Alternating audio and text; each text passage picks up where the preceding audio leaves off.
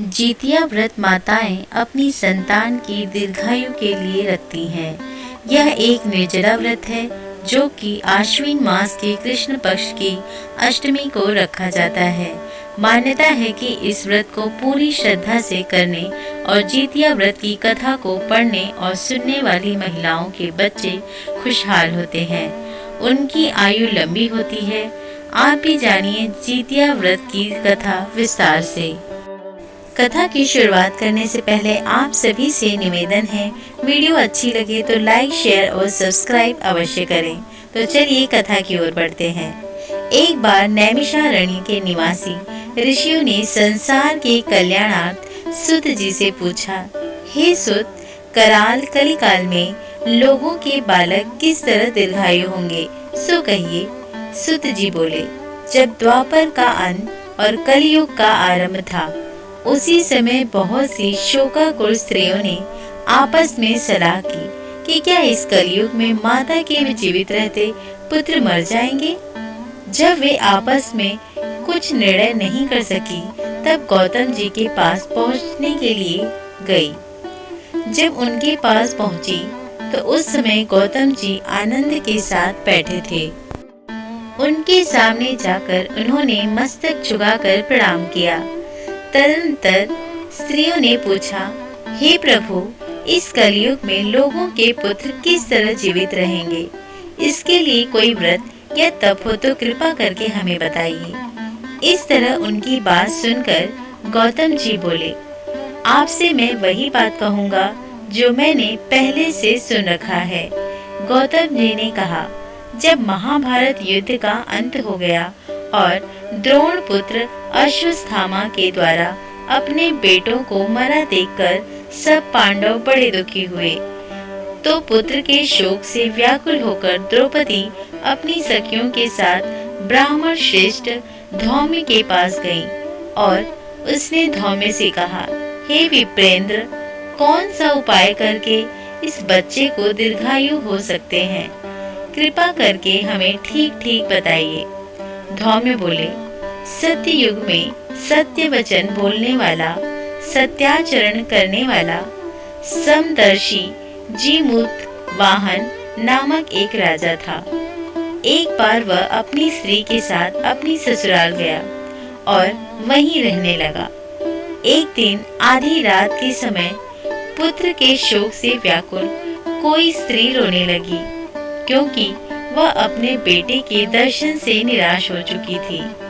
उसका पुत्र मर चुका था। वह रोती हुई कहती थी, हाय, मुझ बूढ़ी माता के सामने मेरा बेटा मर जा रहा है। इसकी रुंदन सुनकर राजा जीमूतवाहन का तो मानो हृदय विदीर्ण हो गया। वह तत्काल उस स्त्री के पास गया और उससे पूछा, तुम्हारा बेटा कैसे मरा है। बूढ़ी ने कहा, गरुण प्रतिदिन आकर गांव के लड़कों को खा जाता है।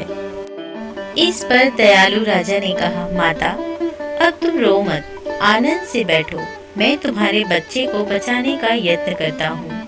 ऐसा कहकर राजा उस स्थान पर गया जहाँ गरुड़ आकर प्रतिदिन मांस खाया करता था। उसी समय गरुड़ भी उस पर टूट पड़ा और मांस खाने लगा। जब अतिशय तेजस्वी गरुड़ ने राजा का बायां अंग खा लिया, तो झटपट राजा ने अपना दाहिना अंग फेर कर गरुड़ के सामने कर दिया।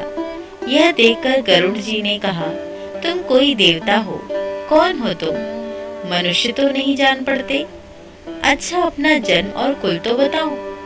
पीड़ा से व्याकुल मन वाले राजा ने कहा, हे पक्षीराज, इस तरह के प्रश्न करना व्यर्थ है, तुम अपनी इच्छा भर के मेरा मांस खाओ।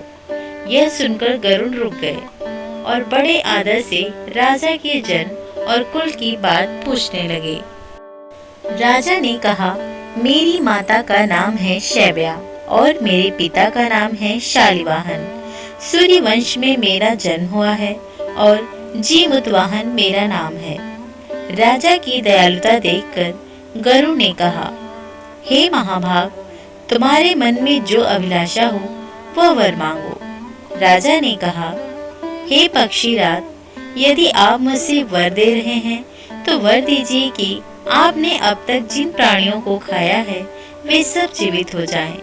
हे स्वामी, अब से आप यहाँ बालकों को ना खाएं और कोई ऐसा उपाय करें कि जहाँ जो उत्पन्न हो वे लोग बहुत दिनों तक जीवित रहें।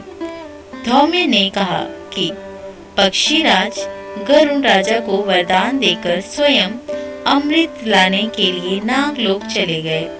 वहां से अमृत लाकर उन्होंने उन मरे मनुष्यों की हड्डियों पर बरसाया। ऐसा करने से सब लोग जीवित हो गए जिनको कि पहले गरुण ने खाया था।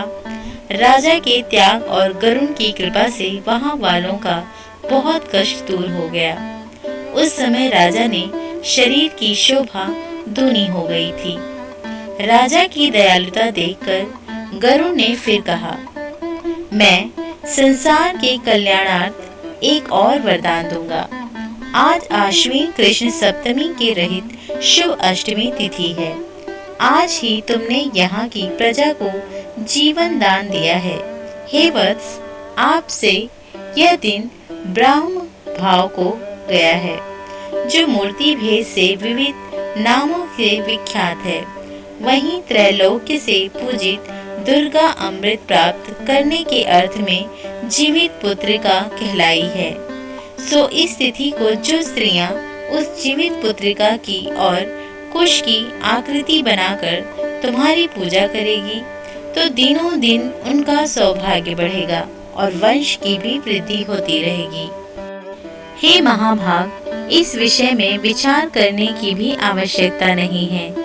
हे राजन, सप्तमी से रहित और उदया तिथि की अष्टमी को व्रत करें, यानी कि सप्तमी वृद्ध अष्टमी जिस दिन हो उस दिन व्रत न कर शुद्ध अष्टमी को व्रत करें और नवमी में पारण करें। यदि इस पर ध्यान न दिया गया तो फल नष्ट हो ही जाएगा और सौभाग्य तो अवश्य नष्ट हो जाएगा। जीमूत वाहन को इस तरह का वरदान देकर गरुण बैकुंठ धाम को चले गए और राजा भी अपनी पत्नी के साथ अपने नगर में वापस आए। धौम्य द्रौपदी से कहते हैं, हे देवी, मैंने यह अतिशय दुर्लभ व्रत तुमको बतलाया है। इस व्रत को करने से बच्चे दीर्घायु होते हैं। हे देवी, तुम भी पूर्वोक्त विधि से यह व्रत और दुर्गा जी का पूजन करो तो तुम्हें भी अभिलाषित फल प्राप्त होगा।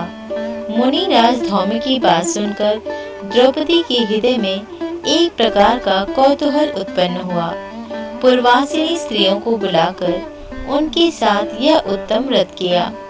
गौतम ने कहा, यह व्रत और इसके प्रभाव को किसी एक चीन ने सुन लिया और अपनी सखी सियारिन को बतलाया। इसके बाद पीपल वृक्ष की शाखा पर बैठकर उस चीन ने और उस वृक्ष के खोते में बैठकर सियारिन ने भी व्रत किया। फिर वही चीनी किसी उत्तम ब्राह्मण के मुंह से यह कथा सुन आई और पीपल के खोते में बैठी हुई अपनी सखी को सुनाया। सियारिन ने आधी कथा सुनी थी कि उसे भूख लग गई और वह उसी समय शव से भरे हुए श्मशान में चली पहुंची। वहां उसने इच्छा भर मांस का भोजन किया और चीनी बिना कुछ खाए पिए रह गई और सवेरा हो गया। सवेरा वह गौशाले में गई और वहां गौ का दूध पिया। इस तरह नवमी को उसने पारण किया। कुछ दिनों बाद वे दोनों मर गई और अयोध्या में किसी धनी व्यापारी के घर में जन्मी। संयोग से उन दोनों का जन्म एक ही घर में हुआ, जिसमें सियारिन ज्येष्ठ हुई और चिन छोटी।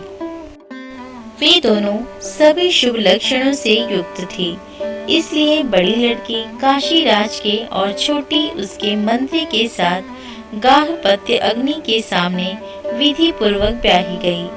पूर्व जन्म के कर्म फल से वह मृगनयनी रानी हुई। जिस किसी की संतान को उत्पन्न करती वह मर जाती थी और पूर्व जन्म की बातों को स्मरण करने वाली मंत्री की पत्नी ने अष्ट वस्तुओं के सदृश तेजस्वी 8 बेटे उत्पन्न किए और सभी जीवित रह गए। अपनी बहन के पुत्रों को जीवित देखकर ईर्ष्यावश राजपत्नी ने अपने स्वामी से कहा कि यदि तुम मुझे जीवित रखना चाहते हो तो इस मंत्री के भी पुत्रों को उसी जगह भेज दो जहाँ मेरे बेटे गए हैं, अर्थात उन्हें मार डालो। यह सुनकर राजा ने उस मंत्री के पुत्रों को मारने के लिए कई नए प्रकार के उद्योग किए, पर मंत्री पत्नी के जीवित पुत्रिका के पुण्य बल से बचा लिया। एक दिन राजा ने अपने आदमियों से उन पुत्रों का सिर कटवाकर पिटारी में रखवाया और वह पिटारी उनकी माता यानी कि मंत्री की पत्नी के पास भेज दिया। किंतु वे 8 लड़के अपनी माता के पास वापस चले गए। उनको जीवित देखकर राजपत्नी को बड़ा विस्मय हुआ। अंत में वह मंत्री की पत्नी के पास आई और उसने पूछा, बहन, तुमने कौन सा ऐसा पुण्य किया है जिसके बार बार माने जाने पर भी तुम्हारे बेटे नहीं मरते? इस पर मंत्री की पत्नी ने कहा, पूर्व जन्म से मैं चिन थी और तुम सियारे, दोनों ने व्रत किया था। तुमने व्रत के नियमों का भली भांति पालन नहीं किया था और मैंने किया था।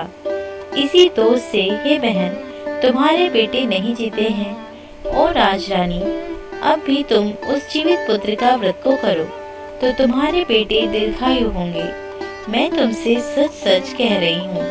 उसकी कथा अनुसार रानी ने व्रत किया, तभी से उसके कई बेटे सुंदर और दीर्घायु होकर बड़े बड़े राजा हुए। सुत जी कहते हैं कि इस प्रकार का आनंद देने वाला मैंने यह दिव्य व्रत बतलाया। स्त्रियां चिरंजीवी संतान चाहती हैं तो विधि पूर्वक यह व्रत करें। तो प्रेम से बोलिए जीवित पुत्रिका माता की जय। अपने बेटों की लंबी आयु के लिए कमेंट सेक्शन में जय माँ जीवित पुत्रिका अवश्य लिखें। हमारी यही प्रार्थना है कि माता जीवित पुत्रिका आप सभी के पुत्रों को दीर्घायु प्रदान करे। तो बहुत जल्दी अपनी अगली वीडियो में मिलेंगे। तब तक के लिए धन्यवाद।